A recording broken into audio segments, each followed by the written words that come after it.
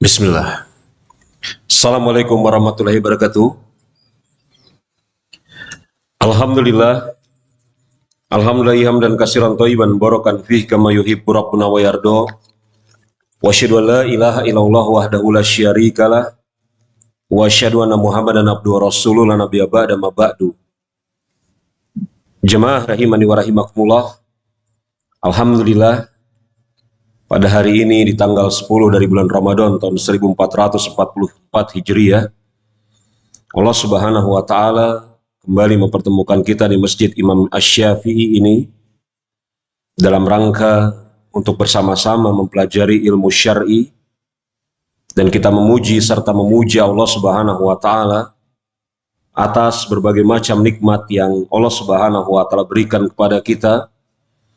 Nikmat yang teragung adalah nikmat Islam, iman, dan kemudian nikmat nikmat kesehatan, dan kita senantiasa kemudian bersalawat kepada Nabi kita Nabi Muhammad alaihi salatu wassalam, para sahabatnya, dan orang-orang yang senantiasa berusaha meniti jalan yang telah beliau titi. Allahumma amin. Jemaah rahimani wa rahimakumullah, sebagaimana yang telah dimaklumkan bahwasanya pembahasan kita di kesempatan hari ini akan membahas tanda-tanda diterimanya amal soleh. Dan ketahuilah bahwasanya setiap perbuatan yang dikerjakan oleh seorang hamba yang dia niatkan, dia tujukan untuk mendekatkan diri kepada Allah Subhanahu wa taala, dihadapkan kepada 3 perkara. Jadi setiap perbuatan yang dikerjakan oleh seorang hamba yang dia tujukan untuk mendekatkan diri kepada Allah Subhanahu wa taala, dihadapkan kepada 3 perkara. Perkara yang pertama, syarat diterimanya amal. Perkara yang kedua, yakni jangan sampai seorang hamba melakukan pembatal-pembatal ganjaran amal pahala. Dan syarat yang ketiga, tanda-tanda atau alamat diterimanya amal soleh. Jadi hal apapun yang dikerjakan oleh seorang hamba yang dia niatkan perbuatan tersebut untuk mendekatkan diri kepada Allah Subhanahu wa taala, dihadapkan kepada 3 hal. Hal yang pertama, syarat diterimanya amal. Hal yang kedua, setelah amalnya diterima, jangan sampai kemudian dia melakukan pembatal-pembatal ganjaran amal pahala. Adapun hal yang ketiga, tanda-tanda atau alamat diterimanya amal soleh. Bagi kita alhamdulillah pada umumnya akrab dengan syarat diterimanya amal, yang sebagian ulama menambah di dalam pembahasan syarat diterimanya amal adalah kesempurnaan, syarat kesempurnaan amal. Sebagaimana tambahan ini bisa Anda lihat di Bahjatun Nazirin, syarah terhadap Riyadus Shalihin, jilid yang pertama. Syarat diterimanya amal maklum. Yang pertama, ikhlas, dikerjakan karena Allah Subhanahu wa taala. Adapun yang kedua, mengerjakannya sesuai dengan tuntunan syariat Allah Subhanahu wa taala maupun rasulnya. Maka ini syarat diterimanya amal. Syekh Salim bin Id Al-Hilali hafizahullah ta'ala dalam syarah beliau terhadap Riyadus Shalihin Bahjatun Nazirin, beliau menambah di bawah syarat diterimanya amal adalah syarat kesempurnaan amal, dan di sana ada dua. Agar amal tersebut bukan hanya diterima, akan tetapi menjadi sempurna, maka ada dua syaratnya. Yang pertama, dikerjakan dengan bersungguh-sungguh.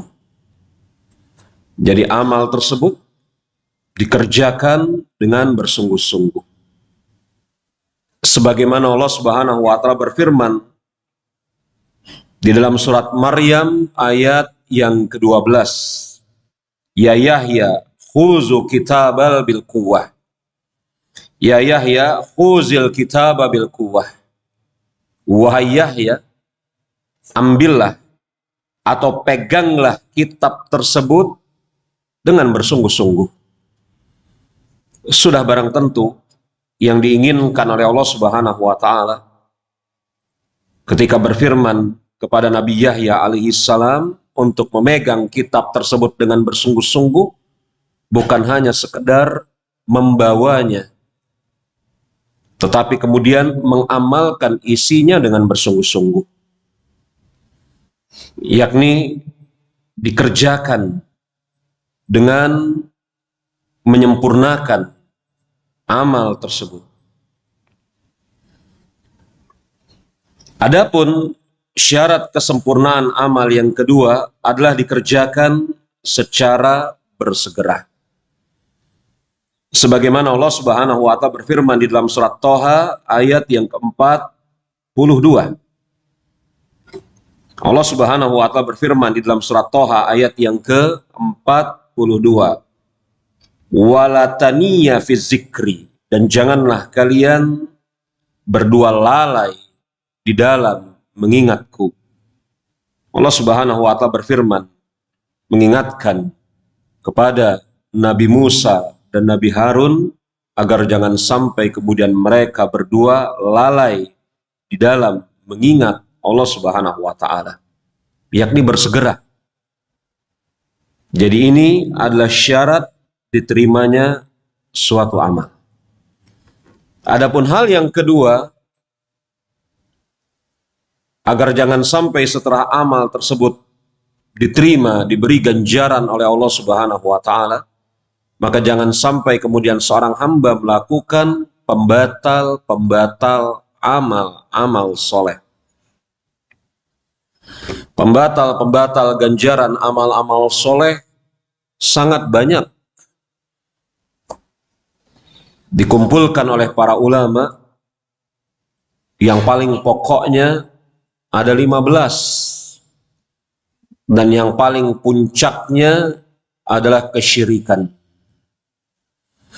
Dari 15 tersebut yang paling puncaknya adalah kesyirikan.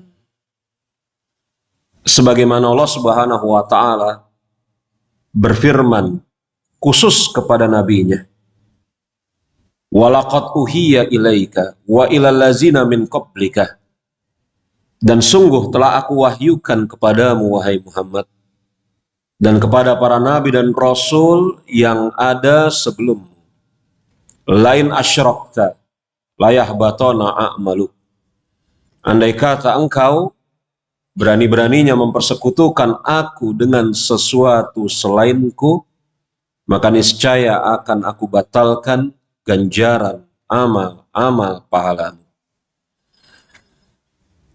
Ini menunjukkan bahwasanya kesyirikan membatalkan seluruh ganjaran pahala amal. Dan diantaranya adalah riya.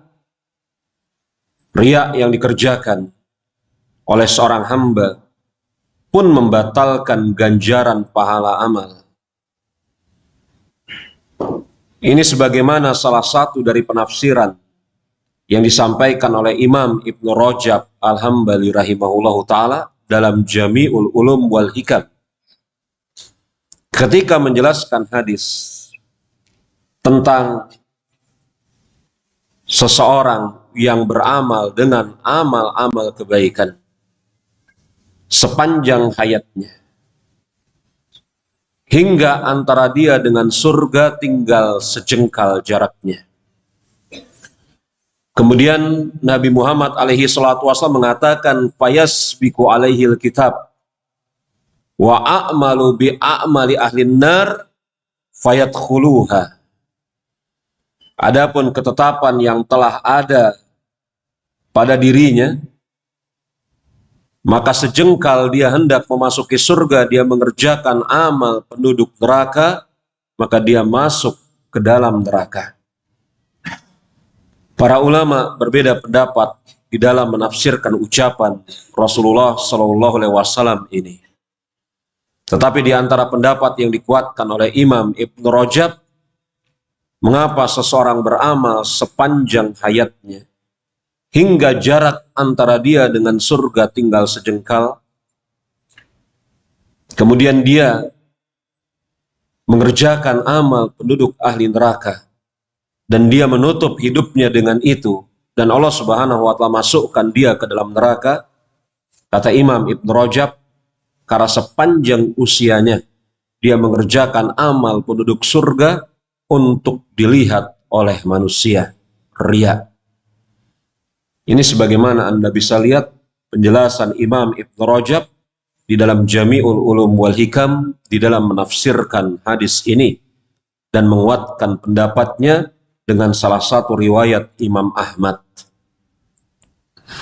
Di antara yang membatalkan ganjaran amal soleh, khususnya di dalam bab sodakoh, adalah mengungkit-ungkit pemberian dan menyakiti hati orang yang menerima.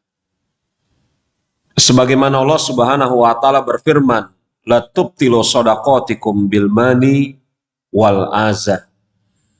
Jangan kalian batalkan pahala sodakoh kalian dengan mengungkit-ungkit pemberian ataupun menyakiti hati orang yang menerima.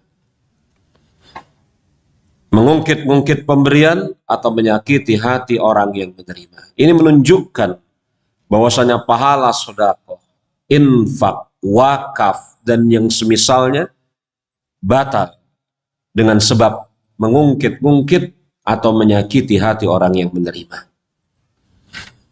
Dan masih ada hal lain yang menjadikan suatu amal soleh yang awalnya mendapatkan ganjaran pahala, akan tetapi kemudian Allah Subhanahu wa Ta'ala batalkan ganjaran amal pahala tersebut.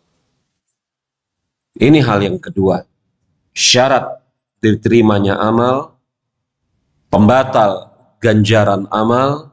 Adapun yang ketiga, yang insya Allah akan kita bahas di kesempatan sore hari ini, yakni tanda atau alamat diterimanya suatu amal soleh. Jemaah rahimani wa rahimakumullah,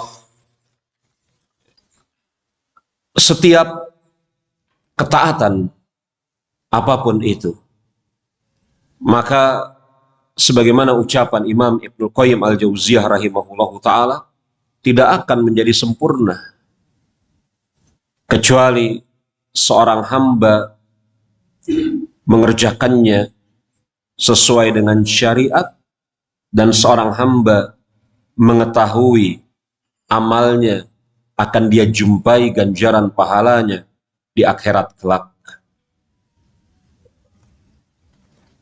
Makanya Khalifah Amirul Mukminin Ali bin Abi Thalib radhiyallahu anhu berkata, janganlah yang menjadi perhatian kalian semata-mata tentang kuantitas banyak atau sedikitnya amal.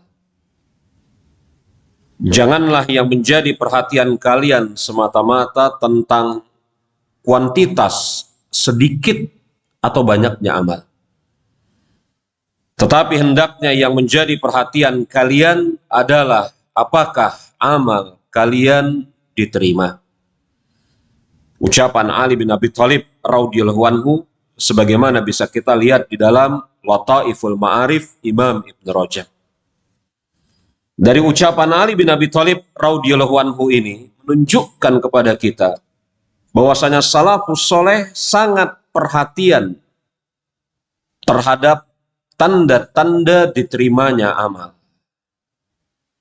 Makanya Ali bin Abi Thalib radhiyallahu anhu mengatakan, janganlah yang menjadi perhatian kalian semata-mata sedikit atau banyaknya amal. Makanya jemaah rahimani wa rahimakumullah, generasi sahabat sebagian di antara mereka amalnya lebih sedikit dibanding generasi tabi'in. Tetapi derajat mereka, ketinggian mereka lebih tinggi daripada ketinggian derajat para tabi'in. Bukankah Nabi kita Nabi Muhammad alaihi salatu wassalam pada suatu hari pernah mengatakan di hadapan para sahabat, sesungguhnya kalian akan meremehkan amal-amal kalian, salat kalian, puasa kalian, ibadah kalian di hadapan mereka. Siapa mereka ini? Kaum Khawarij yang tersifati sangat kuat di dalam ibadahnya.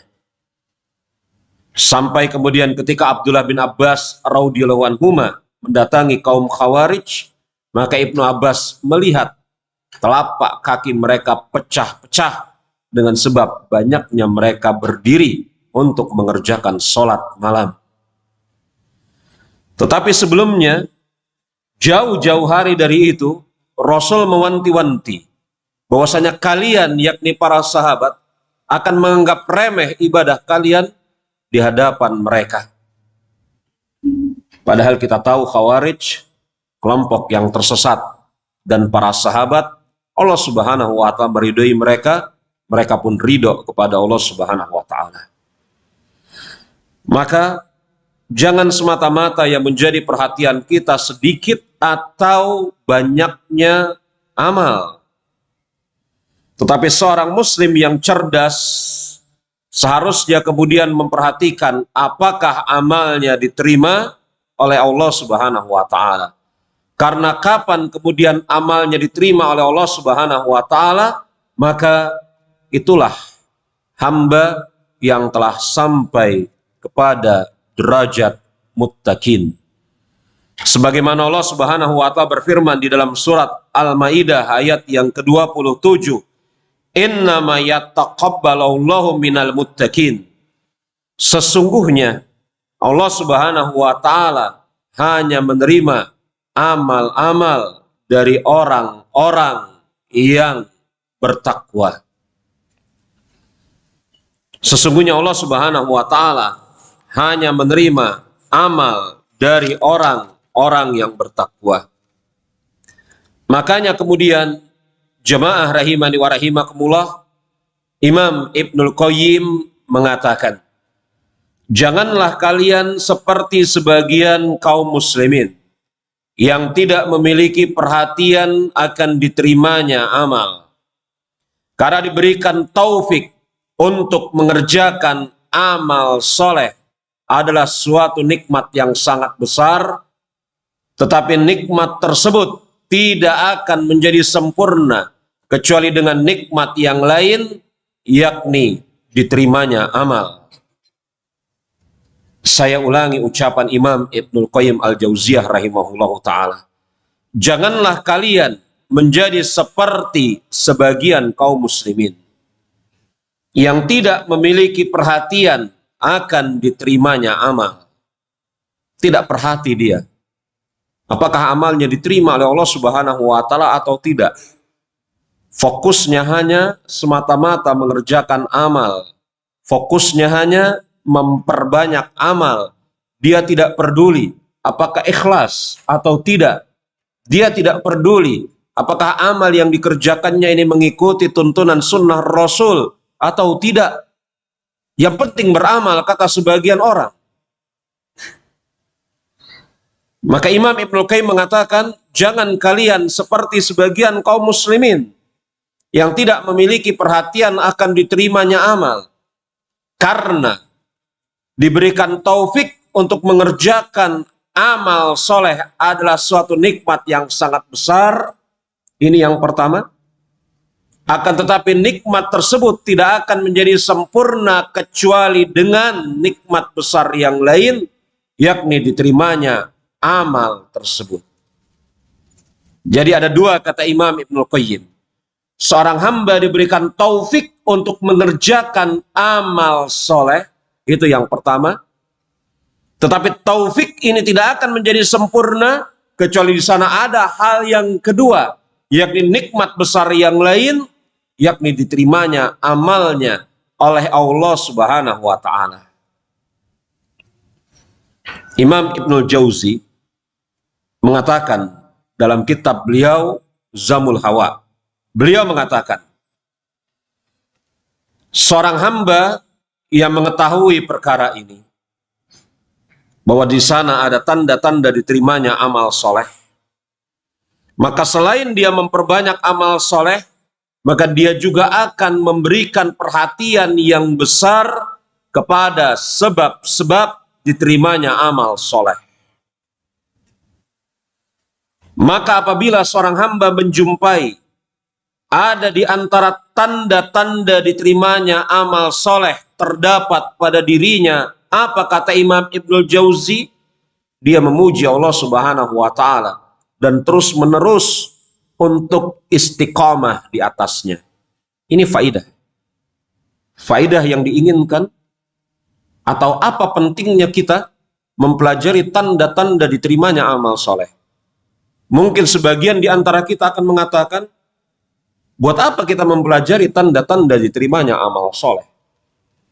Lebih baik kita kemudian fokus kepada syarat diterimanya amal dan jangan melakukan pembatal ganjaran amal pahala yang pertama dan yang kedua tadi. Lalu apa faidahnya kita mempelajari tanda-tanda diterimanya amal soleh? Dijawab oleh Imam Ibnul Jauzi dalam Zamul Hawa. Beliau mengatakan, maka apabila seorang hamba menjumpai dirinya, ada pada dirinya tanda-tanda diterimanya amal soleh, maka dia bersyukur dan memuji Allah Subhanahu wa Ta'ala dalam perkara ini. Dia bersyukur dan memuji Allah Subhanahu wa Ta'ala di dalam perkara ini, karena dia diberikan kesempatan untuk mengerjakan amal soleh. Dia diberikan waktu usia hidup oleh Allah Subhanahu wa Ta'ala hingga mampu mengerjakan amal soleh. Dia diberikan taufik oleh Allah Subhanahu wa Ta'ala untuk ingin mengerjakan amal soleh tersebut. Dia bersyukur kepada Allah Subhanahu wa Ta'ala. Dan dia tahu bahwasanya apa? Dia on the track. Dia berada di jalan yang benar di dalam mengerjakan amal soleh tersebut. Maka kalau dia mengetahui ternyata dia on the track, berada di jalan yang benar di dalam mengerjakan amal soleh tersebut, dia akan terus-menerus berusaha untuk menjaga amal soleh, istiqomah di atasnya. Lalu andai kata, ketika kemudian seorang hamba memperhatikan tanda-tanda diterimanya amal soleh, ternyata tidak ada pada diri dia satu pun juga, maka apa kata Imam Ibnu Jauzi? Maka dia akan mengkoreksi dirinya, memperbaiki amal ibadahnya, dan senantiasa memohon kepada Allah Subhanahu wa Ta'ala taufik untuk itu semua.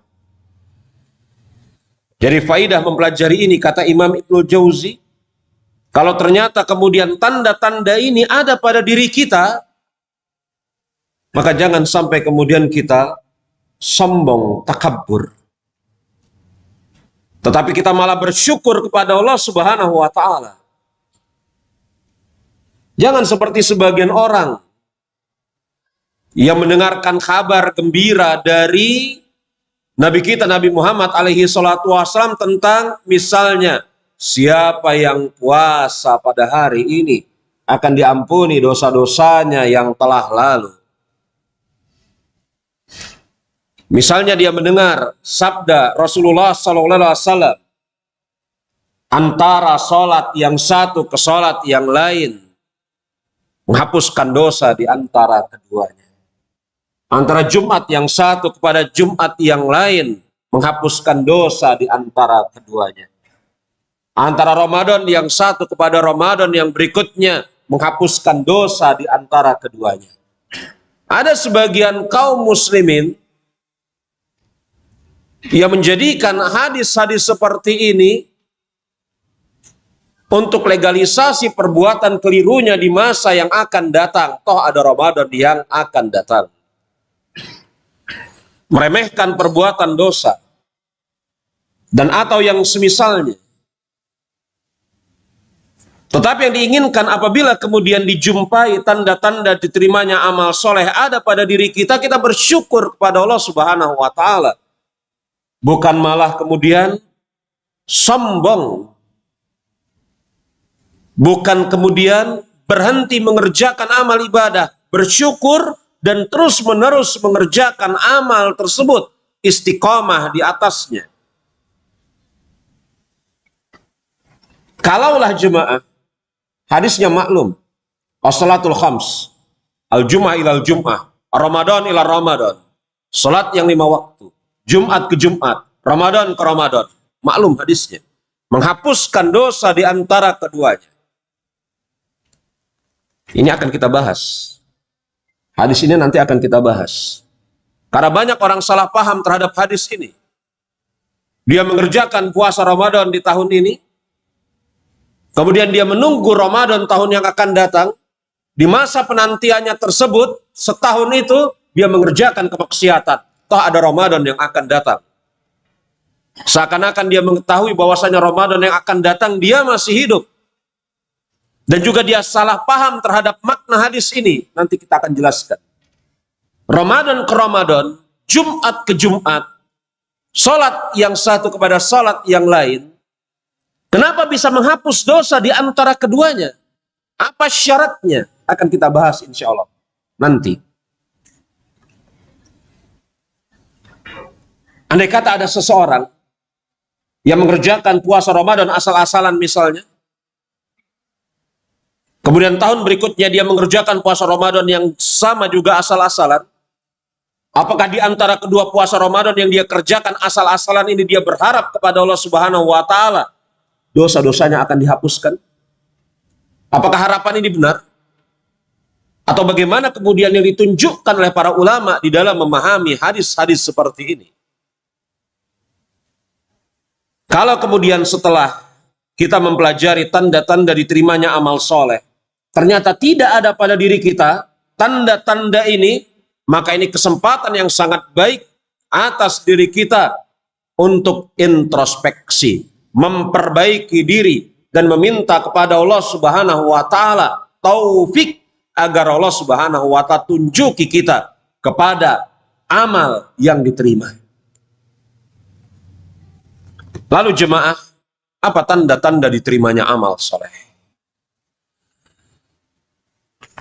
Apa tanda-tanda diterimanya amal soleh? Tanda-tanda diterimanya amal soleh disebutkan di dalam Al-Quran, disebutkan di dalam As-Sunnah. Dan ini memang perkara yang harus berdalil dengan Al-Quran dan As-Sunnah. Karena bagaimana mungkin seseorang akan mengatakan tanda-tanda diterimanya amal soleh yang pertama, yang kedua, yang ketiga dengan hanya sekedar mengira-ngira. Karena berbicara tanda-tanda diterimanya amal soleh, ini berbicara tentang Allah Subhanahu wa Ta'ala. Jadi tidak boleh ada seseorang yang mengatakan amal soleh ini diterima, amal soleh itu tidak diterima, kecuali berdasarkan Al-Quran maupun As-Sunnah. Karena berbicara tentang Allah Subhanahu wa Ta'ala, Allah lah yang menerima amal atau menolaknya. Lalu apa tanda-tanda diterimanya amal soleh? Di antaranya yang pertama, seorang hamba ketika mengerjakan amal soleh tersebut, dia khawatir jika amalnya tertolak. Dia khawatir jika amalnya tertolak. Ini tanda di antara tanda yang pertama. Dia khawatir jika amalnya tertolak. Ketahuilah jamaah, rahimani wa rahimakumullah, Allah Subhanahu wa Ta'ala Maha Kaya.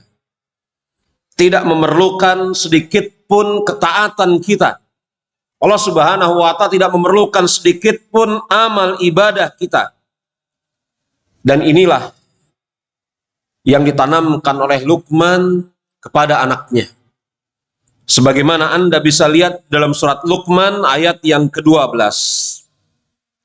Walaqad attaina Luqmanal hikmata anishkur lillahi wa may yaskur fa innama yaskuru li nafsihi wa man kafara fa innallaha ghaniyyun hamid. Dan sesungguhnya telah kami berikan hikmah kepada Luqman, yakni dia pandai bersyukur kepada Allah Subhanahu wa Ta'ala. Bersyukurlah kepada Allah, dan siapa yang bersyukur kepada Allah, maka sesungguhnya perbuatan tersebut untuk dirinya sendiri. Dan siapa yang tidak bersyukur kepada Allah, maka sesungguhnya Allah Subhanahu wa Ta'ala Maha Kaya lagi Maha terpuji. Allah tidak memerlukan amal ketaatan kita. Maka ketika seorang hamba mengerjakan amal soleh, harus ada 3 keadaan pada diri dia. Rasa cinta, rasa harap, dan rasa takut. Dan rasa takut amalnya tertolak, ini merupakan salah satu di antara tanda-tanda diterimanya amal soleh pada suatu hari.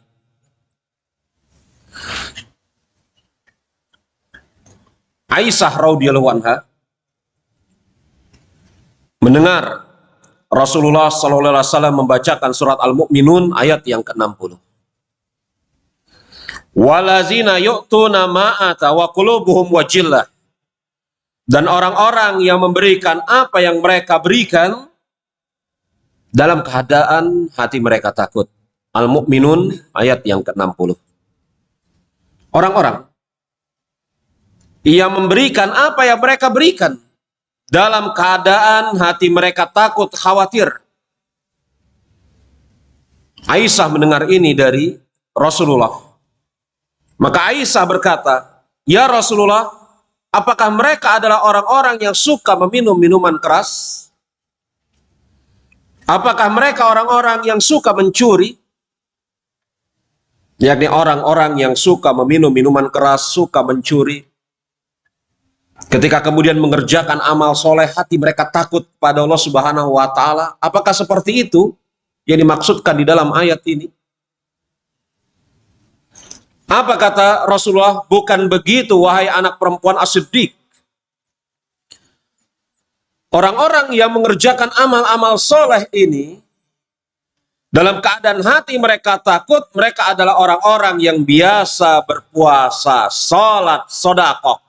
Akan tetapi mereka adalah orang-orang yang khawatir amalan mereka tidak diterima. Mereka lah orang-orang yang bersegera di atas kebaikan. Hadis sahih riwayat Imam At-Tirmizi. Jadi Al-Mu'minun ayat yang ke-60 itu ditafsirkan oleh Rasulullah. Bahwasanya orang-orang yang beramal tersebut dalam keadaan hati mereka takut, bukan pencuri, bukan peminum minuman keras, bukan pelaku kemaksiatan, tetapi bahkan mereka adalah orang-orang yang biasa berpuasa, biasa sholat, biasa bersedekah, biasa mengerjakan amal-amal soleh. Artinya, kebaikan-kebaikan telah mendarah daging, telah menjadi sesuatu yang biasa mereka kerjakan. Akan tetapi mereka khawatir amal mereka tidak diterima. Mereka biasa mengerjakan amal-amal soleh, tetapi mereka khawatir amal mereka tidak diterima. Dan Rasul mengatakan mereka itulah orang-orang yang senantiasa bersegera di atas kebaikan. Cermati ucapan Rasul yang terakhir ini. Mereka adalah orang-orang yang senantiasa bersegera di atas kebaikan. Ini sifat pujian dari Rasulullah atas orang-orang yang mengerjakan amal soleh dalam keadaan takut, dan yang dengan sebab itu mereka bersegera untuk mengerjakan kebaikan yang berikutnya. Lihat jemaah rahimani wa rahimakumullah. Mereka adalah orang-orang yang bersegera di atas kebaikan. Senantiasa bersegera di atas kebaikan. Mengerjakan amal-amal soleh dalam keadaan khawatir. Khawatir tidak diterima oleh Allah Subhanahu wa Ta'ala. Yang dengan sebab itu mereka semakin serius mengerjakan amal itu. Yang dengan sebab itu mereka semakin bersungguh-sungguh mengerjakan amal tersebut. Yang dengan sebab itu mereka tidak pernah bosan di dalam mengerjakan amal tersebut.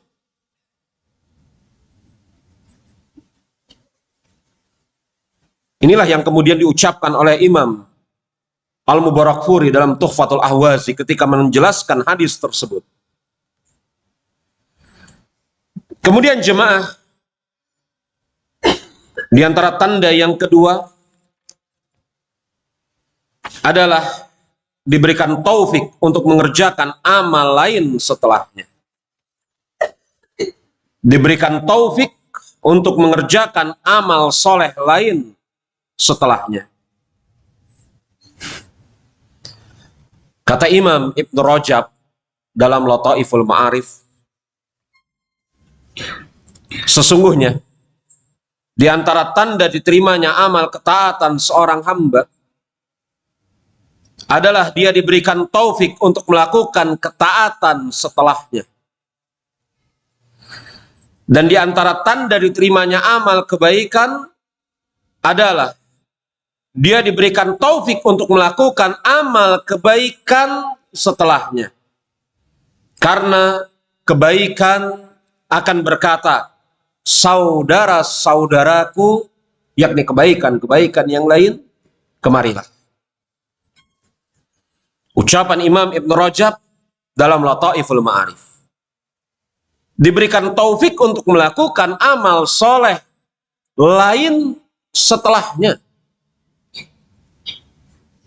Terdapat di dalam Al-Quran tidak hanya sekali tetapi beberapa kali di mana Allah Subhanahu wa Ta'ala mengatakan, hal jaza'u ihsan ilal ihsan.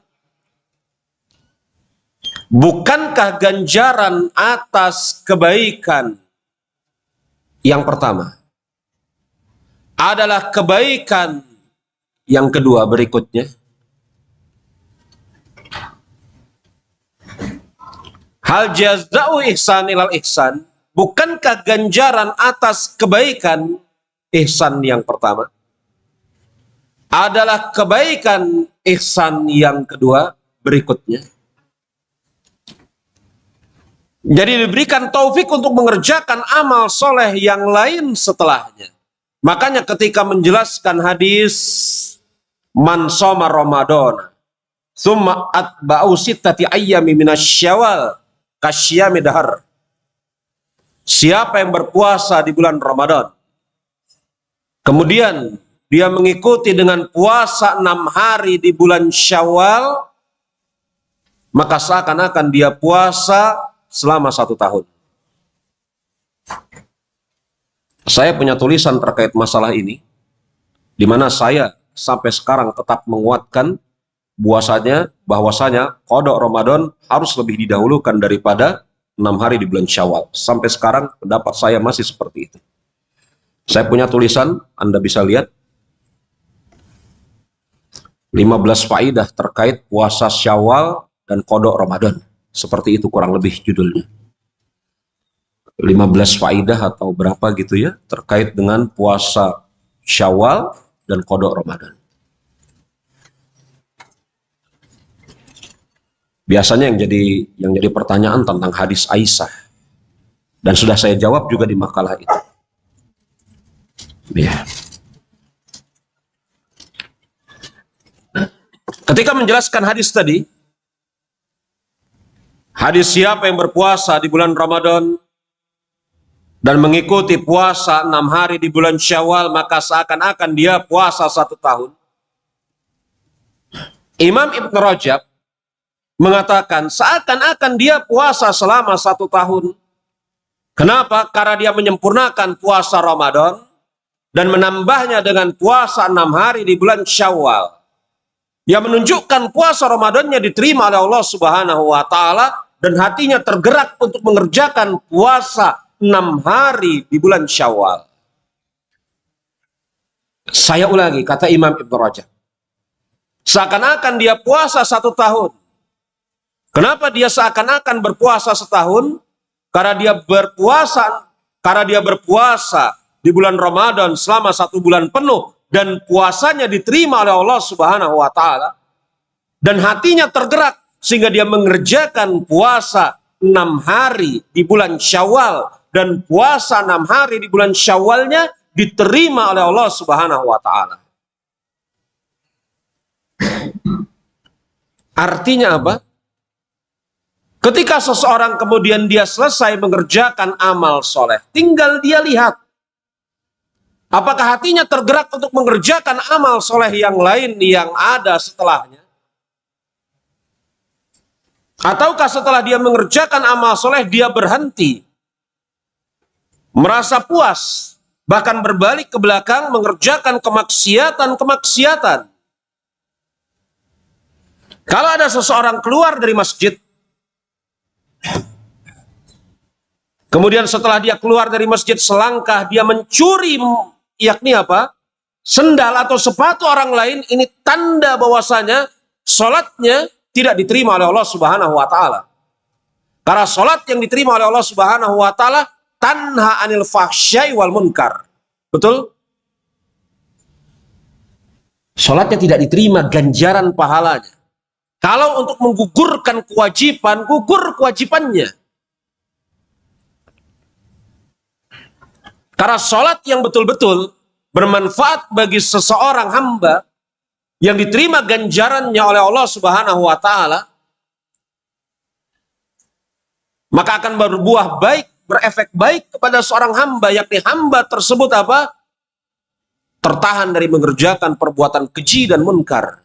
Maka kalau kemudian dia keluar dari masjid langsung mencuri sendal misalnya, ini tanda yang sangat kuat sholatnya tidak diterima.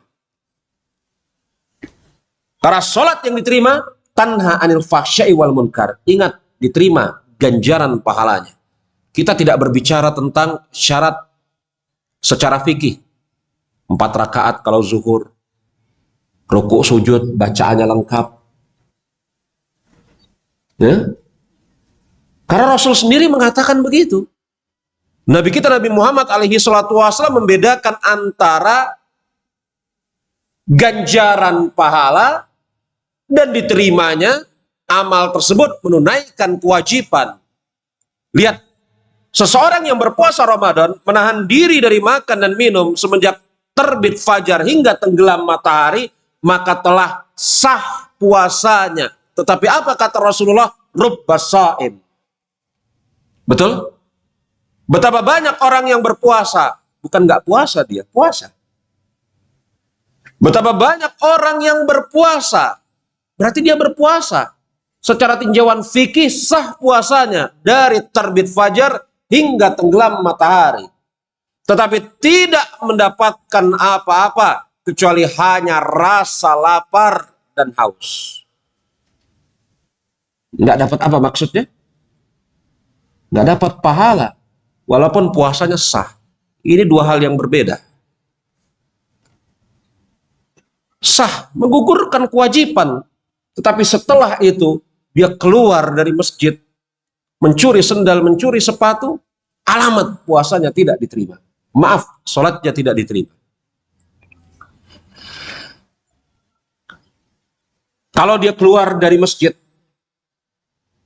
dia berzikir kepada Allah, sampai rumah kemudian dia mengerjakan sholat sunat. Ini tanda yang sangat kuat bahwasanya sholat wajibnya yang dia kerjakan di masjid diterima. Lalu bagaimana dengan puasa Ramadan? Merujuk kepada ucapan Imam Ibn Rajab, siapa yang berpuasa Ramadan dan mengikuti dengan puasa 6 hari di bulan Syawal, maka seakan-akan dia berpuasa selama 1 tahun. Puasa Ramadan, tanda diterimanya, dia mengerjakan puasa 6 hari di bulan Syawal. Lalu bagaimana dia bisa mengetahui puasa 6 hari di bulan Syawalnya diterima? Lihat, lewat bulan Syawal, hatinya tergerakkah untuk mengerjakan puasa? Apakah dia tidak mengenal puasa kecuali hanya di bulan Ramadan dan bulan Syawal saja? Maka kata Imam Ibn Rajab, amal kebaikan akan mengajak kepada amal kebaikan yang lain. Saudara-saudaraku, yakni amal kebaikan, kemarilah. Artinya siklusnya tidak pernah terputus. Seseorang mengerjakan kebaikan, tanda diterimanya kebaikan ini dia kerjakan kebaikan yang berikutnya. Tanda diterima amal ini dia kerjakan kebaikan yang berikutnya. Tanda diterimanya amal ini dia kerjakan kebaikan yang berikutnya. Tanda diterimanya amal ini dia kerjakan kebaikan yang berikutnya. Terus tidak putus. Kapan putus? Wa'bud rabbaka hatta ya'tiyakal yaqin. Sembahlah Rabbmu sampai datang kematian. Maka sampai mati. Mati itulah terputus kesempatan mengerjakan amal soleh. Kalau seorang hamba senantiasa dalam keadaan mengerjakan amal soleh dari waktu ke waktu, ini tanda amal-amal soleh yang dikerjakan hamba tersebut baik. Diterima ganjaran pahalanya oleh Allah Subhanahu wa Ta'ala. Kemudian jemaah rahimani wa rahimakumullah, yang ketiga,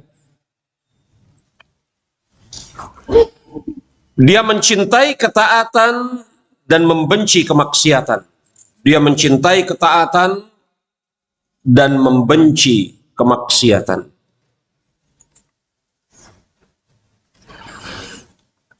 Tanda diterimanya amal soleh adalah seorang hamba mencintai ketaatan dan membenci kemaksiatan.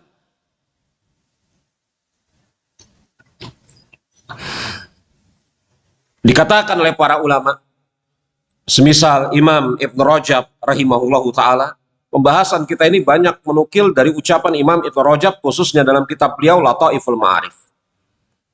Makalahnya ada, sebagaimana biasa nanti saya akan bagikan tautan unduhnya.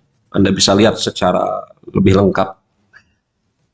Mencintai ketaatan dan membenci kemaksiatan. Imam Ibn Rajab rahimahullahu ta'ala, beliau berkata, di antara ciri amalan yang diterima oleh Allah Subhanahu wa Ta'ala, menjadikan hati pelakunya mencintai kebaikan, hingga hatinya pun cinta dan merasa nyaman serta tenang dengan kebaikan tersebut. Saya ulangi ucapan Imam Ibn Rajab. Di antara ciri amalan yang diterima oleh Allah Subhanahu wa Ta'ala, menjadikan hati pelakunya mencintai amal tersebut. Hatinya tenang, merasa nyaman dengan kebaikan tersebut. Jadi, garis bawahi ucapan Imam Ibn Rajab yang terakhir, hatinya tenang dan merasa nyaman dengan kebaikan tersebut. Maknanya apa? Apabila seorang hamba mengerjakan suatu kebaikan, amal soleh, dia gelisah, ingin bersegera keluar dari amal soleh tersebut. Dia tidak tenang di dalam mengerjakan sholat 5 waktu. Pengennya cepat-cepat selesai. Dia merasa gelisah berada di bulan Ramadan karena hawa nafsunya, syahwatnya terkekang. Puasa dia puasa, sholat dia sholat, tetapi hatinya gelisah. Hatinya tidak tenang, pikirannya melayang entah kemana. Karena kata Imam Ibn Rajab, di antara tanda suatu amalan diterima, hatinya cinta, merasa nyaman dan tenang dengan amalan tersebut. Kita tidak meragukan sama sekali, jemaah. bahwasanya amal-amal yang dikerjakan Nabi kita Nabi Muhammad alaihi salatu wasalam pasti diterima oleh Allah Subhanahu wa taala. Beliau mengerjakan sholat, beliau mengerjakan puasa, amal-amal yang lain terkait dengan sholat. Apa kata beliau? Dijadikan ketenanganku di dalam sholat. Hadis sahih riwayat Imam Muslim. Dijadikan ketenanganku di dalam sholat. Bilal, sudah waktunya azan? Belum ya Rasul. Bagaimana Rasul kita menunggu-nunggu waktu sholat? Berbeda mungkin dengan sebagian orang di hari ini menunggu-nunggu kapan selesainya sholat. Bilal, sudah masuk azan? Belum ya Rasulullah. Pertanyaan yang kedua kalinya oleh Rasulullah kepada Bilal. Adapun sekarang sudah masuk azan, wahai Bilal, sekarang waktunya ya Rasulullah. Loh kok bisa begitu? Rasul tanya kepada Bilal, sholatnya sudah masuk atau belum? Bukankah yang menentukan masuk waktunya sholat atau keluarnya Allah dan Rasulnya? Iya, Allah dan Rasulnya yang menentukan ini masuk waktunya sholat dan keluarnya sholat. Tetapi setelah Rasul jelaskan kepada para sahabat, khususnya para muazin beliau, maka waktu berikutnya beliau serahkan kepada para muazinnya. Maklum ini ya. Anda bisa lihat misalnya dalam Sahih Bukhari, Sahih Muslim, atau bab pertama dari kitab Muwatta Imam Malik.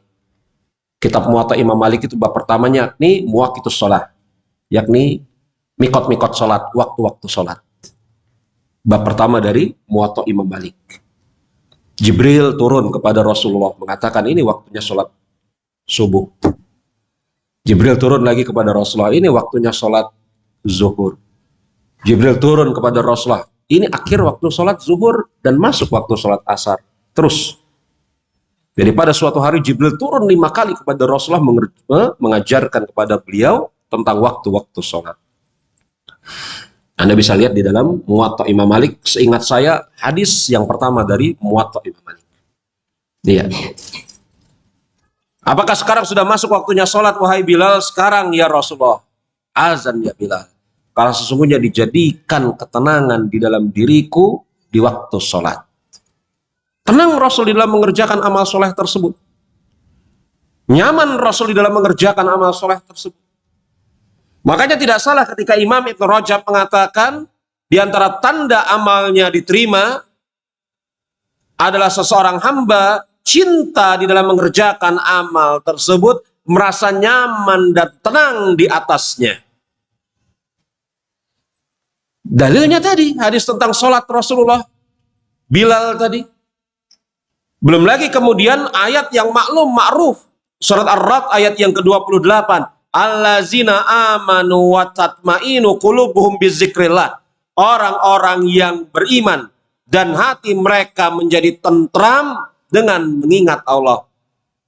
Ketika seorang hamba mengingat Allah, berzikir kepada Allah, apakah zikirnya diterima, tadaburnya, tafakkurnya diterima atau tidak? Perhatikan bagaimana hatinya. Apakah hatinya tenang, hatinya tentram, hatinya nyaman ketika mengerjakan perkara tersebut? Ala bizikrillahi tatmainul qulub. Ketahuilah hanya dengan mengingat Allah, hati menjadi tentram. Surat Ar-Ra'd ayat yang ke-28. Begitu juga apabila seorang hamba muslim pada suatu saat terjebak dalam situasi kemaksiatan, hatinya gelisah. Kalau tadi hatinya tentram, kalau ini hatinya gelisah. Gelisah hatinya.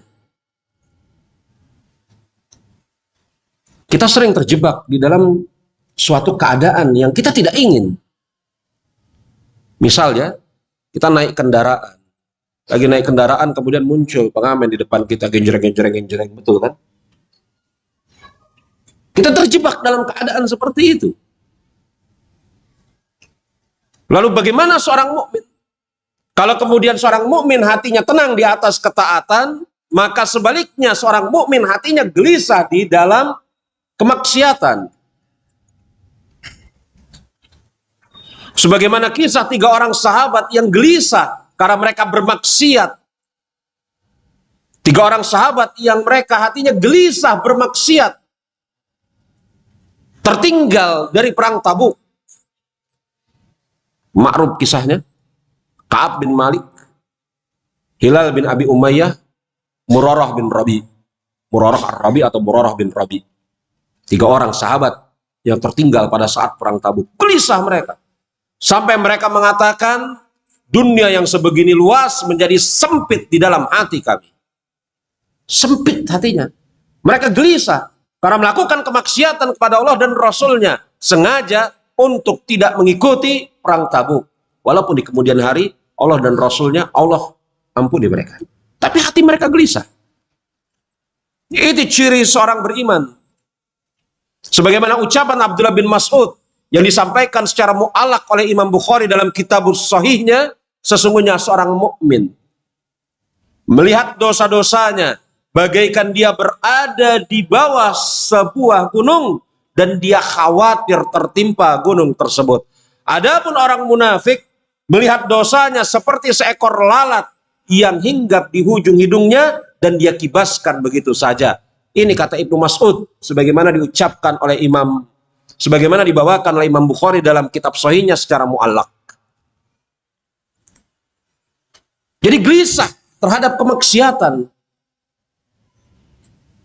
Itu ciri seorang mukmin. Adapun ciri seorang mukmin dan tanda amalnya diterima oleh Allah Subhanahu wa taala, hatinya tenang di atas ketaatan. Arihna bis shalah ya Bilal. Istirahatkanlah kami ya Bilal dengan salat. Qum ya Bilal, bangun, azan.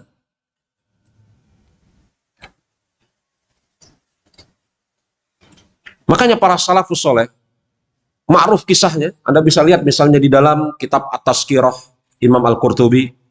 Kitab ini bagus jemaah, At-Tazkirah Imam Qurtubi ini bagus. Tapi saran saya, baca yang telah ditaklik atau baca di hadapan asatizah. Karena isinya bagus, tapi juga banyak yang aneh-aneh At-Tazkirahnya Imam Qurtubi. Dan sudah diterjemahkan. Setahu saya diterjemahkan 2 jilid ya. Isinya bagus, tapi banyak juga yang aneh-aneh. Aneh-aneh yang cenderung kepada khurafat. At-Tazkirahnya Imam Qurtubi. Ini kitab bagus, tapi juga harus berhati-hati membacanya. Di bab-bab awal dari kitab At-Tazkirahnya Imam Qurtubi bawakan banyak ucapan salafus soleh dari kalangan sahabat tabi'in dan tabi'ut tabi'in dan seterusnya, yang mereka mengatakan, andai kata tidak ada perkara ini, maka kami tidak mau tinggal di dunia. Apa perkara-perkara yang disebutkan perkara ini tersebut? Kata Ibnu Mas'ud, andai kata tidak ada majelis ilmu, maka kami nggak mau tinggal di dunia. Ini ketika dia sedang sakaratul maut. Mustawrid bin Syaddad rahimahullahu ta'ala mengatakan, radhiyallahu anhu mengatakan, andai kata tidak karena 3 hal, saya nggak mau hidup di muka bumi. Kata Mustawrid bin Syaddad radhiyallahu anhu, andai kata karena tidak ada 3 hal, saya nggak mau hidup di muka bumi. Artinya kalau 3 hal ini nggak ada di muka bumi, ngapain hidup? Yang pertama, berpuasa di siang harinya. Yang kedua, sholat di malam harinya. Yang ketiga, jihad di jalan Allah Subhanahu wa ta'ala.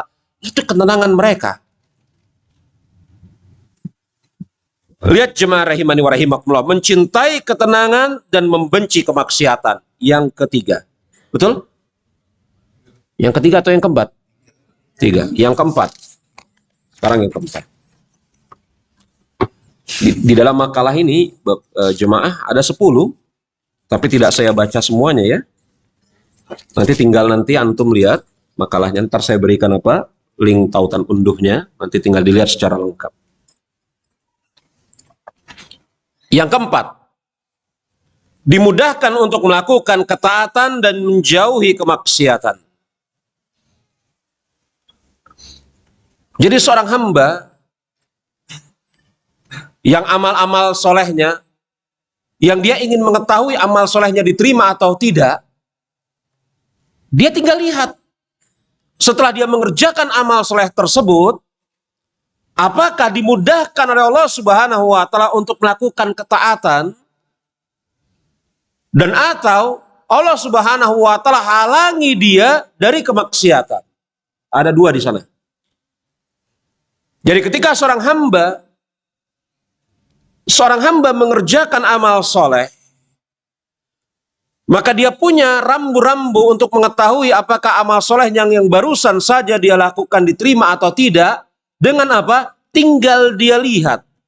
Apakah yang pertama, dia dimudahkan untuk melakukan ketaatan berikutnya, dan atau Allah Subhanahu wa Ta'ala sulitkan atau jauhkan dia dari kemaksiatan.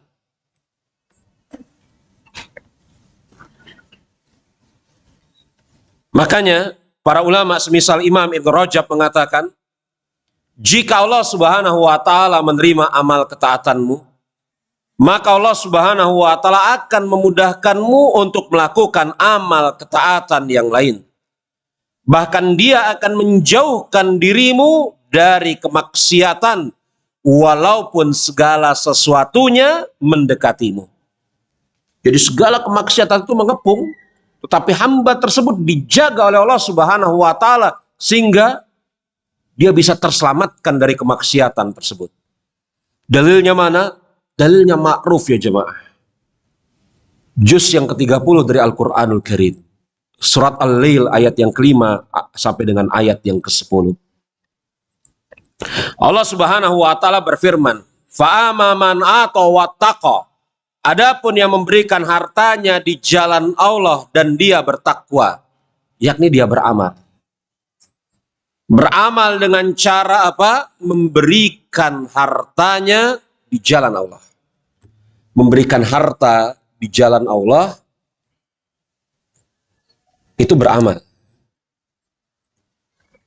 Dan disebutkan di jalan Allah bukan hanya sekedar memberikan hartanya, tetapi di jalan Allah, maka telah terpenuhi syarat diterimanya amal. Betul? Adapun orang yang memberikan hartanya di jalan Allah dan bertakwa, wasaddaqa bil husna, dan membenarkan adanya pahala yang terbaik, yakni ganjaran surga.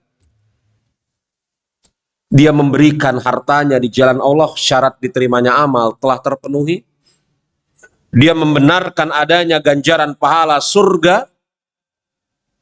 Maka apa kata Allah Subhanahu wa Ta'ala? Maka kami akan menyiapkan kepadanya jalan yang mudah.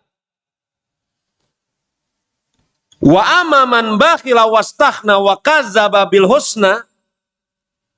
Dan sebaliknya, adapun orang yang bakhil, yang merasa cukup dan mendustakan ganjaran yang terbaik, maka kelak akan kami sediakan baginya jalan yang sukar. Para ulama ahli tafsir memiliki penafsiran yang beraneka ragam terhadap apa yang dimaksud jalan yang mudah dan apa yang dimaksud jalan yang sukar pada ayat-ayat ini.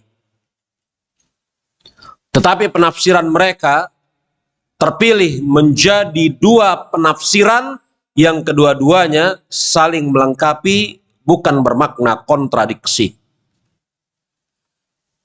Disebutkan oleh Imam Ibnu Jarir dari segolongan tabi'in semisal Mujahid, Ad-Dohak dan yang lainnya, jalan yang mudah menuju ke surga, jalan yang sulit yakni menuju ke neraka. Ini kata Imam Mujahid, Ad-Dohak dan yang lainnya.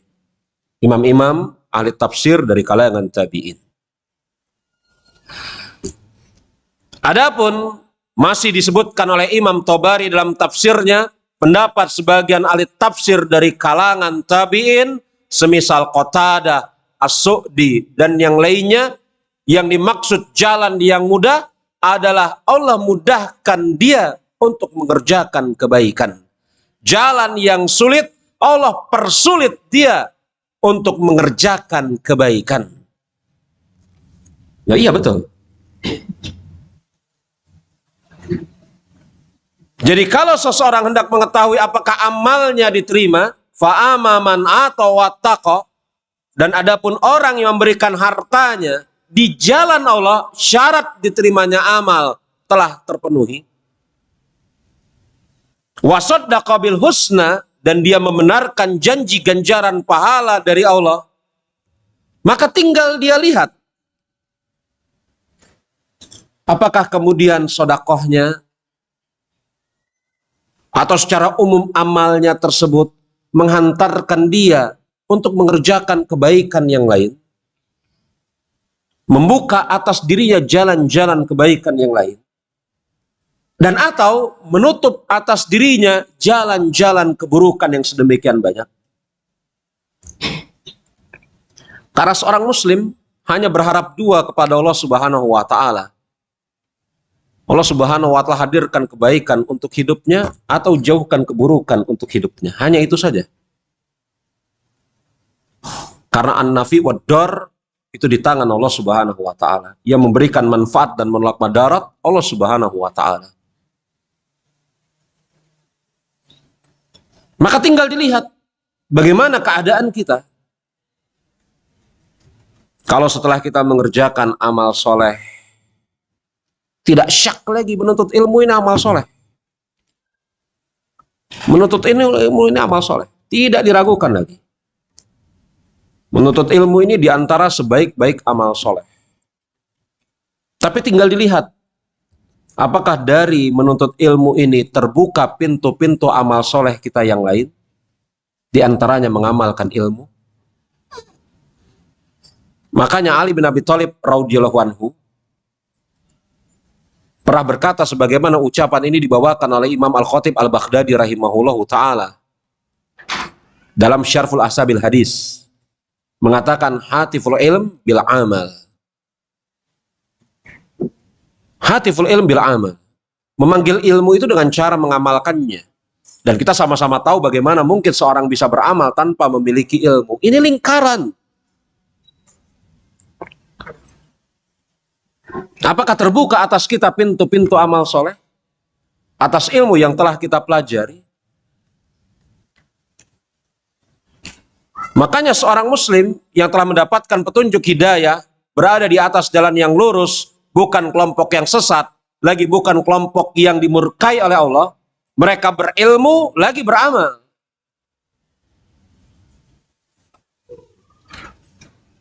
Lalu kalau kemudian dia telah beramal, apakah amalnya itu membuka pintu-pintu kebaikan yang lain?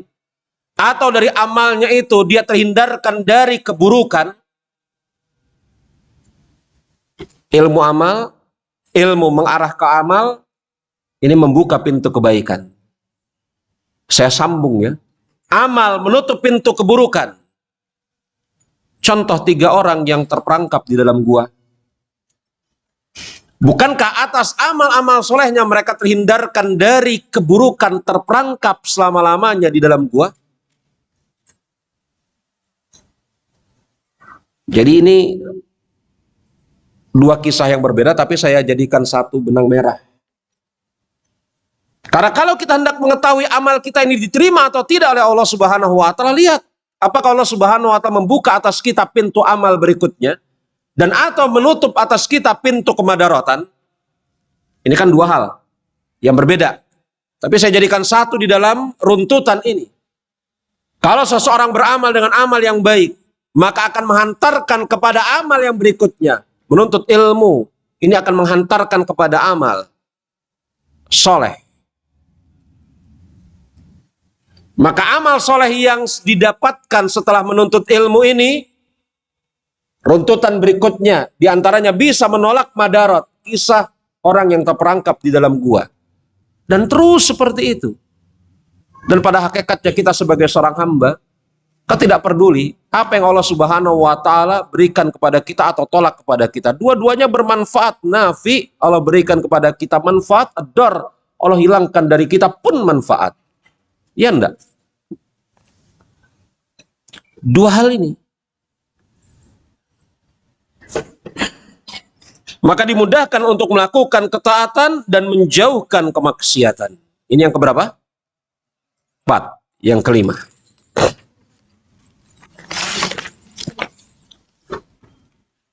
Banyak memohon ampun kepada Allah Subhanahu wa taala setelah beramal. Banyak memohon ampun kepada Allah Subhanahu wa taala setelah beramal. Betul ini jemaah. Di awal tadi kita sebutkan takut. Iya kan? Qulubuhum wajillah. Orang-orang yang memberikan apa yang bisa mereka berikan dalam keadaan hati mereka takut. Takut. Tapi Ahlussunnah wal Jamaah tidak hanya memenuhi hati mereka dengan rasa takut semata-mata. Karena siapa orang dari kalangan kaum muslimin yang memenuhi hati mereka dengan rasa takut semata-mata, maka akan terjerumus kepada mazhab Haruri yang buruk. Khawarij. Iya kan? Berarti harus ada dua yang lain kan? Apa dua yang lain? Cinta. Udah kita bahas cinta. Di mana tadi? Tenang dan nyaman. Ya. Nggak ngeh ya? Cinta loh udah kita bahas ya. Tenang, nyaman, merasa cinta ketika mengerjakan amal soleh tersebut. Ya Bilal, bangun, azan, dijadikan ketenanganku di dalam sholat.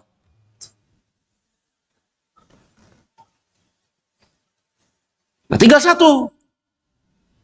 Harap. Betul ya? Ya. Berharap agar Allah Subhanahu wa Ta'ala menerima amalnya. Berharap agar Allah Subhanahu wa Ta'ala menerima amalnya. Bukan. Ya 5 masih. Yang 5 tadi apa? Iya, banyak berdoa, memohon ampun kepada Allah Subhanahu wa Ta'ala, berharap agar Allah Subhanahu wa Ta'ala menerima amalnya. Betul. Iya. Banyak berdoa, memohon ampun dan berharap agar Allah Subhanahu wa Ta'ala menerima amalnya. Poin yang kelima.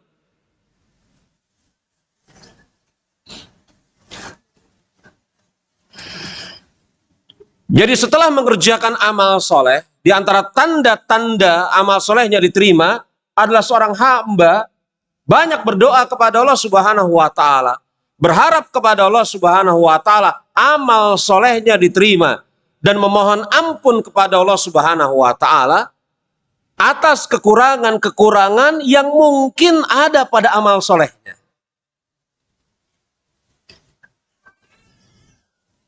Memohon ampun itu kan juga bagian lain dari berharap. Berharap Allah ampuni, kan sudah barang tentu seperti itu. Makanya jemaah rahimani wa rahimakumullah, banyak dalil dalam Al-Quran maupun As-Sunnah, di mana kemudian seseorang setelah mengerjakan amal soleh, ditutup dengan misalnya apa? Berdoa kepada Allah, dan atau yang kedua, beristighfar.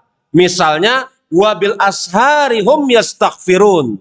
Dan di waktu sahur, setelah mereka capek mengerjakan qiyamul lail, ketaatan-ketaatan kepada Allah, apa yang mereka lakukan di penghujung malamnya? Sebelum terbit fajar, di waktu sahur, mereka banyak beristighfar. Surat Az-Zariyat ayat yang ke-18. Anda lihat deh ayat-ayat sebelumnya. Berbicara tentang orang yang tegak mengerjakan sholat malam dan seterusnya.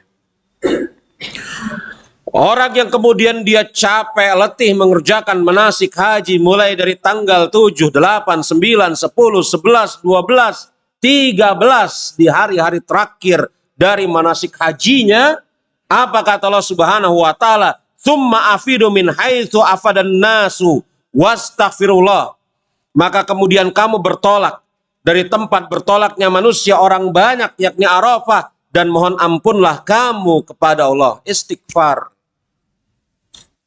Ini istighfar. Sebagaimana juga kemudian jemaah rahimani wa rahimakumullah,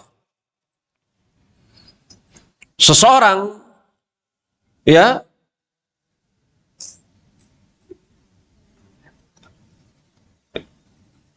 sebagaimana juga Nabi kita Nabi Muhammad alaihi salatu wasalam menjalani, Nabi kita Nabi Muhammad alaihi salatu wasalam menjalani dakwah yang sedemikian lama, 23 tahun. Siang malam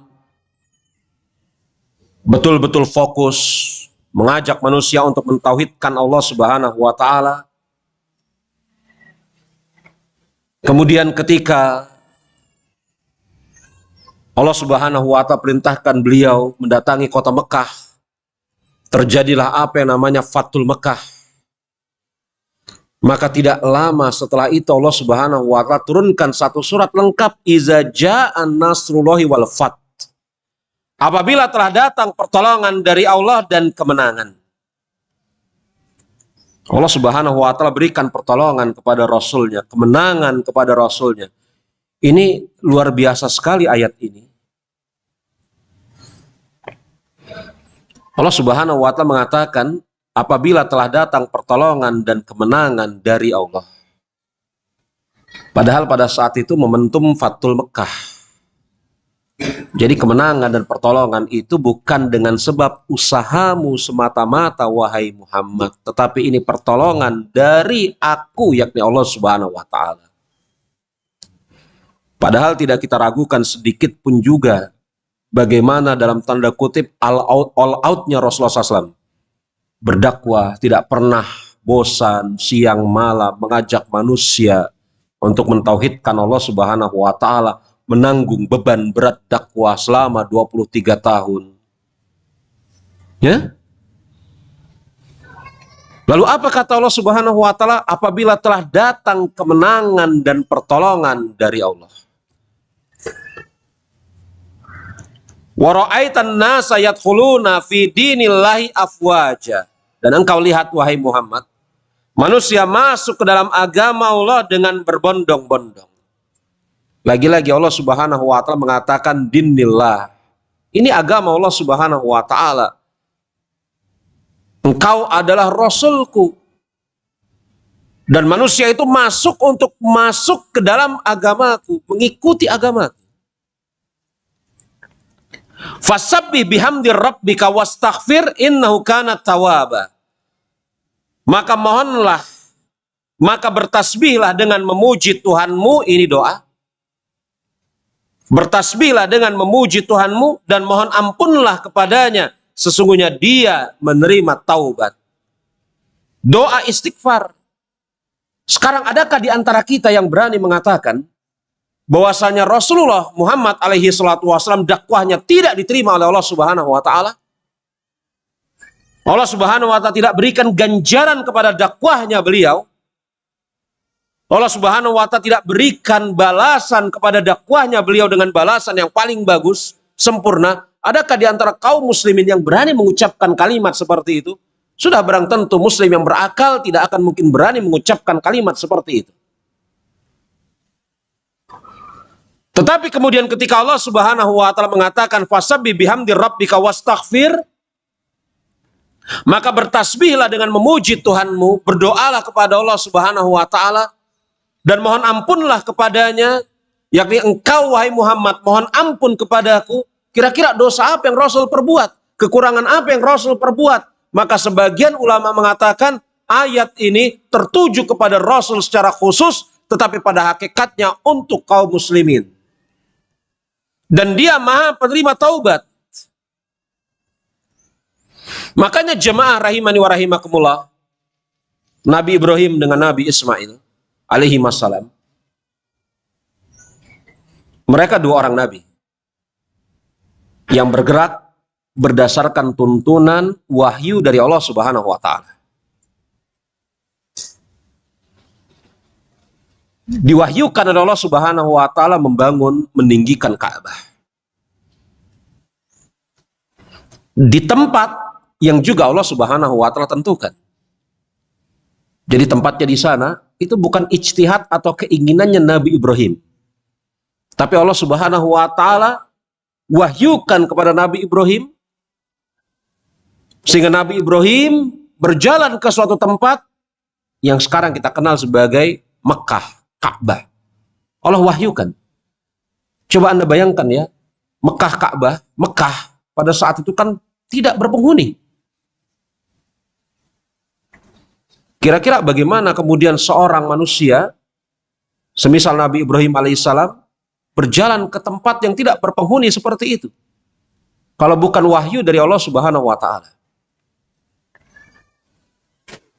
Berjalan ke tempat seperti itu, membangun Ka'bah, bentuknya, ukurannya juga wahyu dari Allah Subhanahu wa taala. Bahkan kata para ulama, sampai batu-batunya di mana pun Allah Subhanahu wa Ta'ala wahyukan kepada Nabi Ibrahim dan Nabi Ismail untuk mencarinya. Batu-batunya. Jadi artinya perbuatan Nabi Ibrahim dan Nabi Ismail alaihi wassalam membangun Ka'bah itu tidak ada sedikit pun hasil dari pendapat salah satu atau mereka berdua. Nggak ada. Yakni semuanya adalah berdasarkan wahyu perintah Allah Subhanahu wa Ta'ala. Setelah dia, yakni Nabi Ibrahim dan Nabi Ismail selesai membangun Ka'bah, apa yang Allah Subhanahu wa Ta'ala kisahkan setelah itu? Apa yang mereka berdua lakukan? Rabbana taqabbal minna innaka anta sami'ud du'a. Ya Allah, terima ini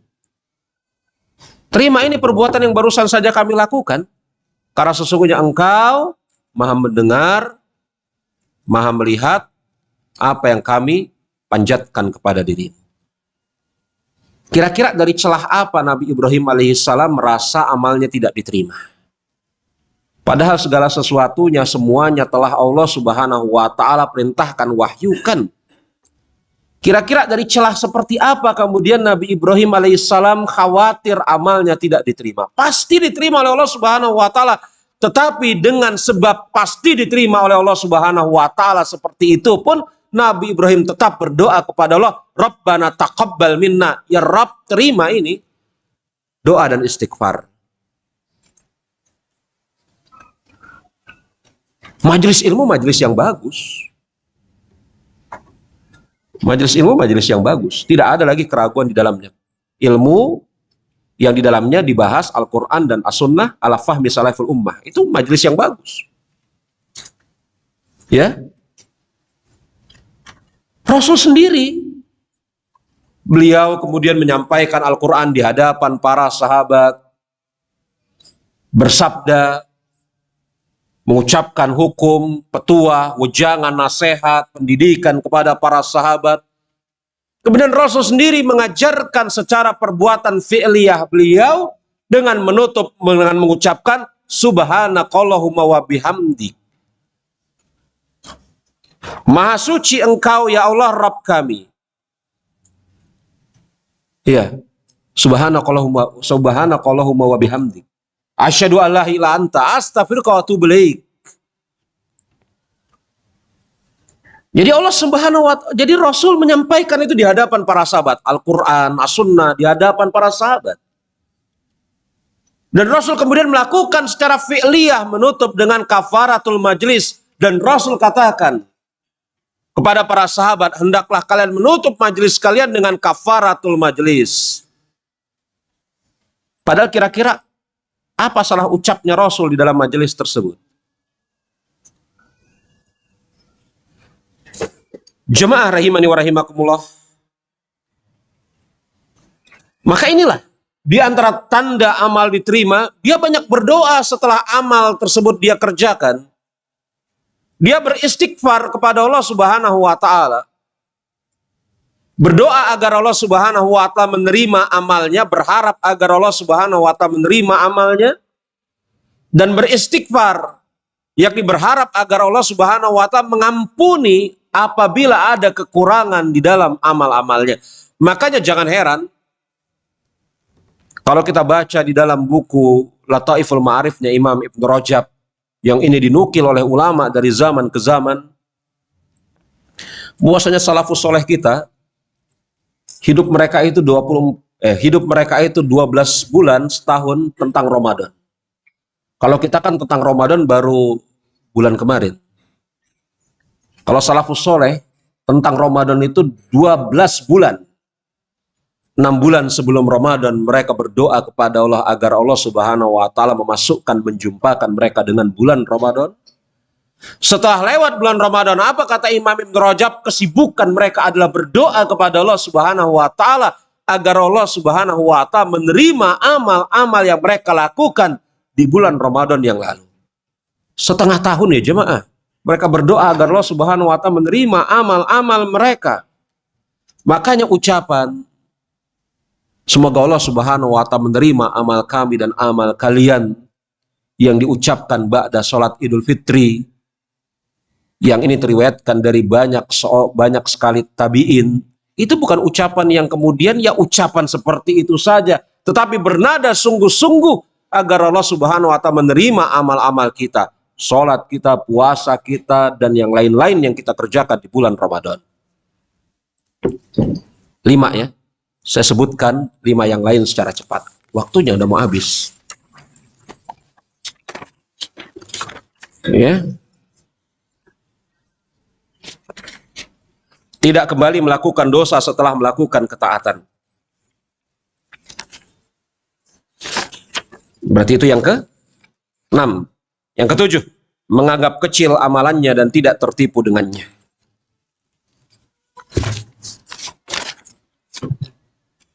Yang ke-8, mencintai orang soleh dan membenci ahli maksiat. Mencintai orang soleh dan membenci ahli maksiat. Yang ke-9, berusaha kontinu di dalam mengerjakan amal soleh. Yang ke-9, berusaha kontinu atau terus-menerus mengerjakan amal soleh.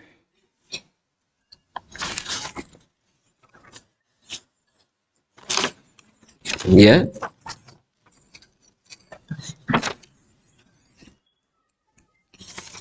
Dan yang ke-10, selalu berusaha untuk menghisap diri. Itu 10 tanda diterimanya amal. Untuk yang ke-6 sampai yang ke-10 dibaca dengan cepat.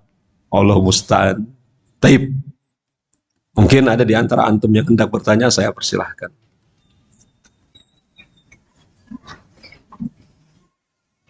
Makalahnya nanti saya share ke grup. Ya, lewat admin, nanti admin akan share ke grup kajian insya Allah ya. Ya, ada yang mau ditanyakan? Saya persilahkan kalau ada yang mau ditanyakan. Hah? Udah 10 kan? Oh, senantiasa berusaha untuk menghisap diri. Ya. Ya. Senantiasa berusaha untuk menghisap diri. Iya.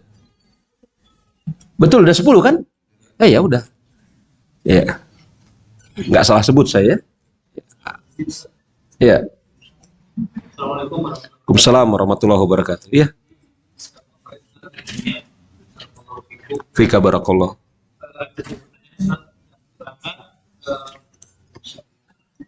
Makasih, Bu. Doa atas ketiga kali akan berlindung dengan Islam. Mewakilkan niatkan Ustaz, kita punya orang tua kita juga lafaznya Allah dengan asal kejahat wanahu jika benar juga benar lafaznya. Kita dengan niat kita dan keluarga kita orang tua yang pertama. Yang kedua, saya jawab dulu yang pertama, ntar saya khawatir lupa ya. Kalau doa itu adalah doa yang warid datang dari sisi Rasul lafadznya, maka jangan diubah. Ini pendapat yang lebih kuat. Allahumma inni as'alukal jannah wa auzubika minan nar. Seperti itu kan lafadznya. Kalau lafadznya seperti itu, maka yang lebih utama untuk jangan dirubah. Jangan dirubah dengan domir misalnya nas'aluka. Kalau as'aluka, ya baca saja as'aluka. Lafadznya baca saja as'aluka. Allahumma inni as'aluka ilman nafi'an wa rizqan thayyiban wa amalan mutaqabbalan. Baca saja as'aluka. Ini pendapat yang dipegang oleh Syekh bin Baz rahimahullahu ta'ala, pun dikuatkan oleh Syekh Bakar Abu Zaid rahimahullahu ta'ala. Dan ini saya condong padanya. Kalau doa itu warid lafadznya, datang lafadznya dari sisi Rasul, maka jangan dirubah lafadznya. Tinggal niatnya saja, saya baca ini as'aluka, tapi niatnya untuk apa? Untuk semuanya. Lafadznya jangan, niat di hatinya yang kita rubah. Begitu. Saya bukan punya tulisan saya menerjemahkan satu bab dari buku Tasir Doanya Syekh Bakar Abu Zaid, kaidah-kaidah dalam berdoa, kaidah-kaidah dalam zikir dan doa. Itu videonya pun ada di YouTube. Saya jelaskan itu. Kalau lafaz doanya datang dari sisi Allah dan Rasulnya, maka jangan dirubah. Ini sebagai bentuk ittiba kita terhadap doa dan zikir yang datang dari Allah dan Rasulnya. Begitu. Tinggal niatnya saja dirubah. Iya. Oh iya, nggak apa-apa. Iya. Makanya ketika seseorang sholat ihdinas siratal mustaqim, Walaupun dia sholat sendirian, dia tidak boleh merubah ihdinas siratal mustaqim. Padahal itu nahnu. Bolehkah dia merubah ihdinas siratal mustaqim menjadi ihdi siratal mustaqim? Nggak boleh. Padahal dia sholat sendirian. Nggak boleh. Karena itu doa yang datang dari Allah dan Rasulnya. Nggak boleh. Loh, itu kan Al-Quran. Apa bedanya dengan hadis? Wa ma yantiqu 'anil hawa in huwa illa wahyun yuha. Kalau hadis itu sahih, datang dari sisi Rasul, kita nggak boleh merubah lafaz hadis yang datang dari sisi Rasul. Merubah lafaz hadis yang datang dari sisi Rasul, itu dikhawatirkan oleh para ulama, masuk ke dalam bab man kadzaba alayya muta'ammidan. Rasul nggak pernah bersabda dengan nas'aluka misalnya. Betul? Nah, tiba-tiba kita mengatakan nas'aluka. Ucapkan as'aluka, kata Syekh bin Bas, niatkan untuk ramai-ramai. Baik. Apakah amalan soleh anak itu sudah otomatis orang tua juga benar? Iya, diniatkan atau tidak diniatkan. Penyebutan waladun soleh yat'ulah, anak soleh yang mendoakannya, dalam hadis riwayat Imam Muslim, itu salah satu di antara contohnya. Salah satu di antara contohnya. Doa itu bukan satu-satunya yang menyebabkan amal soleh seorang anak, orang tuanya mendapatkan ganjarannya. Itu bukan satu-satunya, tapi salah satu contohnya. Karena pada suatu hari, ada juga kasus yang seperti ini, betul ya? Maka Nabi kita Nabi Muhammad alaihi salatu wasallam mengatakan, inna auladakum min kasabtum. Anak kalian itu usaha kalian. Begitu. Artinya apa? Ganjaran amal kebaikan yang diperbuat oleh anak, yang diusahakan oleh orang tua. Orang tua itu mendidik anaknya, membiayai anaknya, dan bla bla bla bla bla. Maka orang tua akan mendapatkan ganjaran atas perbuatan anaknya otomatis. Inna auladakum min kasabtum. Ini sabda Rasul dalam hadis riwayat Imam Muslim. Allahu a'lam. Iya. Asalkan itu kasabnya orang tua. Kasab itu apa ya? Usaha orang tua. Usaha orang tua itu bukan hanya orang tua yang ngajarinnya gitu loh. Tapi orang tua yang membiayainya, mengarahkannya, mendidiknya. Kasab itu. Ya. Baik. Inna auladakum min kasabtum. Sesungguhnya anak-anak kalian itu hasil usaha kalian. Bahkan sebagian ulama mengatakan hasil usaha itu usaha jima, sampai seperti itu. Tapi kalau sekedar jima, ya kayaknya kucing aja sanggup gitu ya. Ya, tapi kan jima itu usaha ya jemaah. Jima itu usaha, betul. Hadisnya sahih riwayat Imam Muslim, inna auladakum min kasabtum. Sesungguhnya anak-anak kalian itu termasuk hasil usaha kalian. Jadi apa yang diperbuat oleh anak, maka orang tua yang mengusahakannya akan mendapatkan. Ya. Sebagian ulama mengatakan, iya jima itu usaha, maka orang tua akan mendapatkannya langsung. Allahu a'lam. Iya, ada lagi jemaah yang langsung pertanyaannya. Dulu. 3 berarti. Ya. Terinspirasi ini ya berarti. Kan kedua hubungan kita kalau ketika orang tahu jadi orang saya selalu perubahan pilih ini dua-duanya sahih, yang satu dari Al-Quran, yang satu dari hadis. Nggak masalah. Iya. Ada lagi yang langsung? Sebelum saya baca pertanyaan dari sini.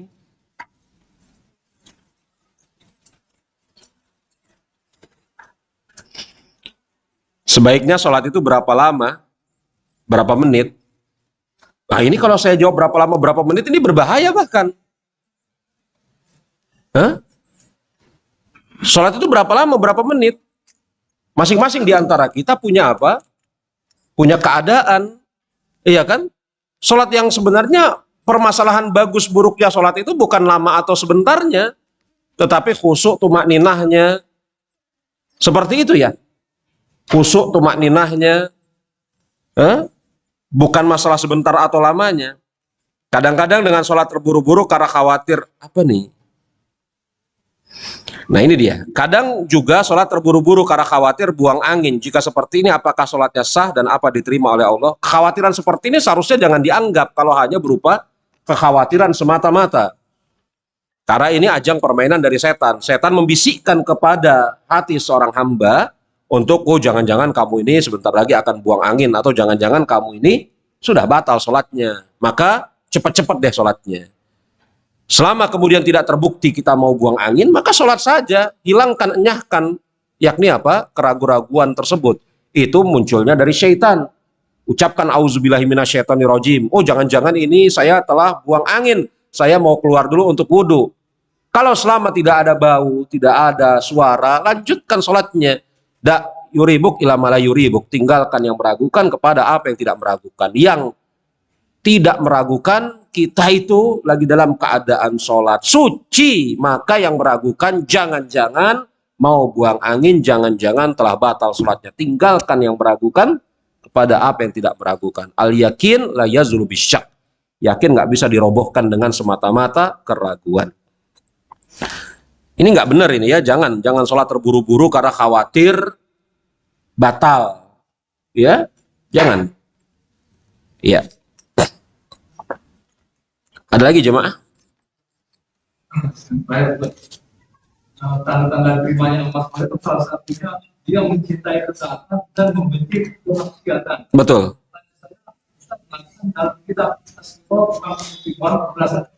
Iya. Gimana? Dalam kitab Iya, maksud saya di antara tanda-tanda amal seorang hamba itu diterima, dia mencintai ketaatan dan membenci kemaksiatan. Iya kan? Dalil-dalilnya banyak udah saya sebutkan. Nah, kemudian saya tadi nukil di dalam kitab At-Tazkirah, Imam Qurtubi menukil banyak sekali ucapan dari kalangan sahabat tabi'in dengan tabi'ut tabi'in yang mereka mengatakan awalnya seperti ini. Andai kata tidak karena ini, saya nggak mau hidup di dunia. Coba deh dilihat di awal kitab At-Tazkirah Imam Qurtubi. Seingat saya itu di jilid yang pertama, bab yang pertama. Andai kata tidak ada sholat berjamaah, saya nggak mau hidup di dunia. Loh, kenapa bisa kayak gitu coba? Mereka cinta sama sholat berjamaah. Sampai kata Abdullah bin Mas'ud, andai kata tidak ada 3 perkara ini, sholat di siang hari. Salah, Mustarid bin Syaddad. Andai kata tidak karena 3 perkara ini, sholat di siang hari, maaf, puasa di siang hari, sholat di malamnya, jihad di jalan Allah, saya nggak mau hidup di muka bumi. Sampai seperti gitunya mereka cinta kepada amal soleh. Nah, itu ucapan salaf. Ya, ucapan salaf itu sebenarnya apa namanya untuk menguatkan apa-apa yang telah saya sampaikan tadi.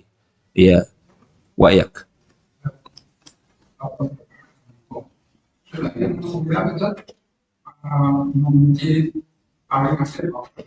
Iya.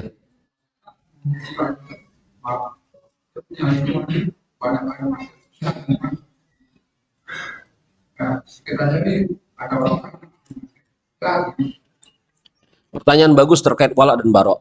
Membenci ahli maksiat itu termaksud bagian dari wala dan barok. Cinta karena Allah dan benci karena Allah. Iya. Itu awsaqur uratul iman hubbu fillah wal bughdu fillah. Tali ikatan iman yang paling kuat adalah engkau cinta karena Allah dan engkau benci juga seseorang karena Allah Subhanahu wa taala.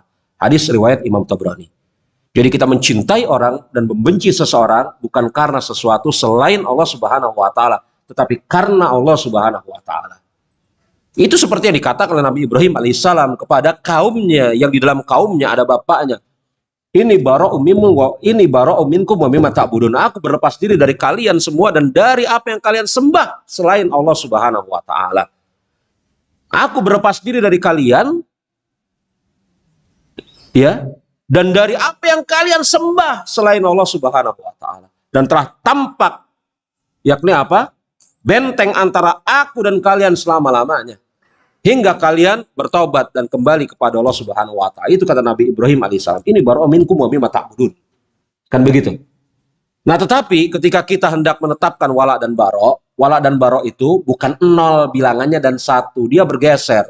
Makanya Syekhul Islam Ibnu Taimiyah punya buku dalam masalah ini. Bukan buku sih, itu satu bab dalam Majmu' Fatawa yang kemudian dikeluarkan dari Majmu' Fatawa dijadikan buku khusus wala dan barok. Kepada orang kafir hukum asalnya barok, berlepas diri. Kepada orang muslim hukum asalnya wala, cinta. Kapan cinta kepada orang muslim ini sempurna? Kepada para nabi dan rasul.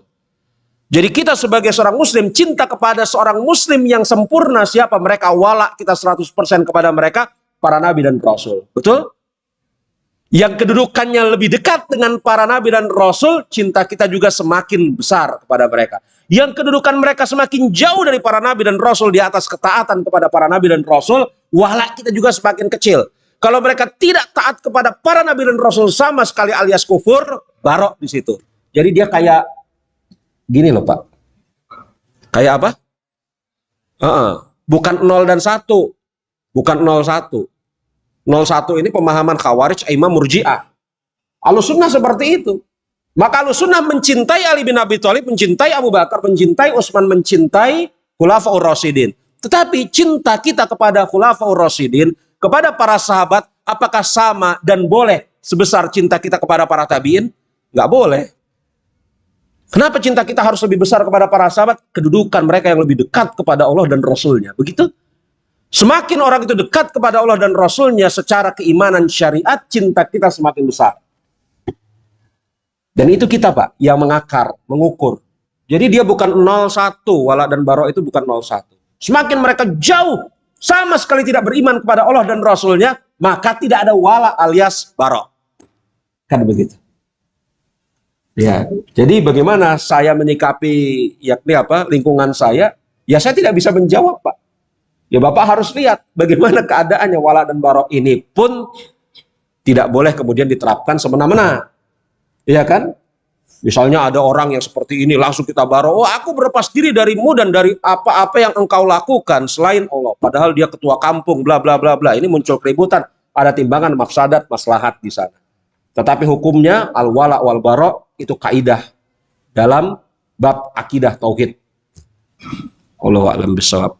Taib jemaah, kita cukupkan sampai di sini pembahasan kita. Kita tutup dengan mengucapkan subhanakallahumma wa bihamdika asyhadu an la ilaha illa anta astaghfiruka wa atubu ilaik. Alhamdulillahirabbil alamin. Assalamualaikum warahmatullahi wabarakatuh.